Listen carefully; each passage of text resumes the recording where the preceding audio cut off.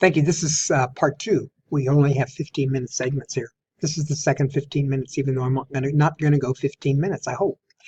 Okay, one of the other aspects about the class that I talked to you about was, okay, what are we going to talk about? Because you all know automotive, we're not going to talk about automotive unless you decide that automotive is a nonprofit organization that would be helpful for you to understand and know more about. So therefore, what we're going to talk about are non-profit organizations that are actually 501c3 designated, which means they're registered with the state, each of the states of the 50 states where they were started. For instance, the Texas Neurofibromatosis Foundation, with which I worked for 8 years, was registered in the state of Texas. And so therefore our 501c3 designation is through the state of Texas.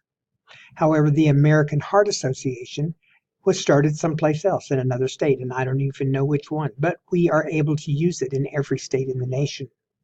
Today we talked a little bit about some of those nonprofits, and maybe we mentioned 20 today.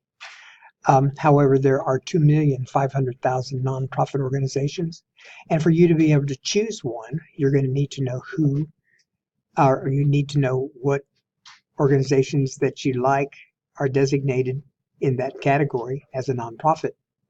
Well, I think we talked about the Salvation Army, we talked about churches, we talked about schools, but there are so many social service projects and so many ecological projects and so many fine arts projects, which are nonprofit organizations, that you'll just have to do some research to determine which one you would like to research and talk about for your informative speech, which we're going to be starting in February. Now, I told you there were 5 different categories. Do you remember the one that's the most popular? The religion is religion. We give more money to religious organizations than any other. Number 2 was education. Number 3 was health. Number 4 was social services. Number 5 was the arts. And number 6 was the ecology, the climate changes, things that have to do with the planet. What do you care about? What are you interested in? Well, why don't you do some research and come up with some others that you would like to talk about maybe on next Wednesday? Because in order to determine what one is best for you, you need to know which ones are and what ones exist and what do you care about.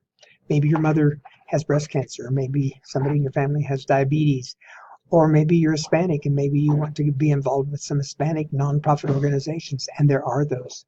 Put in Hispanic nonprofit organizations in Google and see what you get.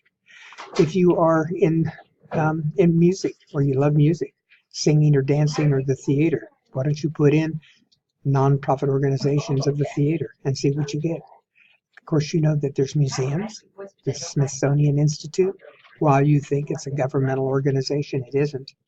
It is a non-governmental organization, which means that it is a 501c3 designated organization. All museums tend to be 501c3s.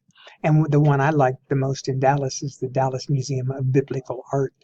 And we're going to have a field trip, and you're going to be invited to come one evening that will be arranged separately, and we'll talk about exactly when that's going to be. But anyway, I want you to start preparing for the 501c3 that you're going to decide to choose for your informative speech. And when we talk about informative speeches, which will be probably in about 4 weeks, 5 weeks, the informative speeches, which will be 5 to 7 minutes, can be started and planned by you.